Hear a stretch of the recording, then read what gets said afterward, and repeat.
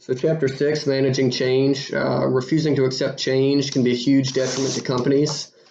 Basically, there are four stages in the change process. So first, there's denial. People refuse to accept that change is coming. Second, there's resistance. Even after they know it's coming, they still don't really want to change things. Third is exploration, where people start to explore. They've accepted that it's coming, and they start to explore how this change is going to affect them, the company, etc. A lot of the companies will put out training programs during this time to help these employees explore. And then number 4 is commitment, and basically how committed everybody is to the change determines the level of success of this change. So there are 6 major reasons that people resist change. The first is uncertainty. The second is learning anxiety. The third is self-interest. And then we've got fear of loss of control, and then successful habits. So basically people get comfortable doing what they're doing. A lot of people have this mentality, why fix it if it's not broken? So they don't like the whole idea of changing, everything that they know, which is understandable. I'm sure we can all relate to that. So ways that companies can help mitigate this and create a positive environment for their employees in order for them to go through this change gracefully is basically just creating a positive environment. They want to have a plan.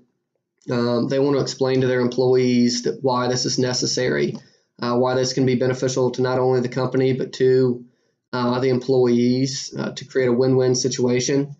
They want to involve the employees with said, programs for training, provide support and evaluation. They also want to create a sense of urgency for this change, because the longer you put it off, the more it can hurt you. So resistance to change varies in its intensity, source, and focus. Basically, people have all different levels of intensity when it comes to change. Some people can't wait for it, and some people drag their feet. So with intensity, like I said, people with their different attitudes,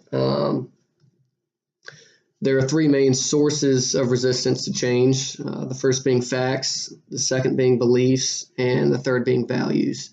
These are basically things that people use to justify why they don't want this change.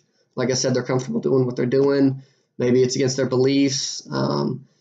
Some people will handpick facts that help back their claim why it's not good. And then there are 3 major focuses of resistance to change in the focus category. So there's self, others, and work environment. Basically, this is just how this change is going to affect them. And then the chapter also puts in 2 change models. And then there's unfreezing. And a lot of companies will overcome this by showing actual performance versus the desired performance, and this creates an environment that encourages employees to do better. And this also shows, why they want to go through this change.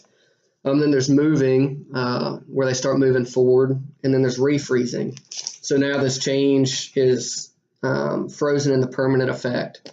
And then there's also a comprehensive change model, where you need to recognize the need for change, and then as a company, you need to identify possible resistance to change, and then identify how to overcome this.